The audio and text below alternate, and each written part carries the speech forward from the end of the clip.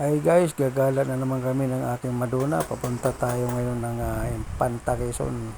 Tayo maghanap na naman ng magagandang adventure kasi ando doon yung magagandang adventure sa Infanta Quezon. Para tayo makalanghap-langhap naman ng sariwang hangin, hindi lang puro trabaho, hindi lang puro langhap ng mga pusok ng mga sasakyan. Kailangan din natin ng gala-gala sa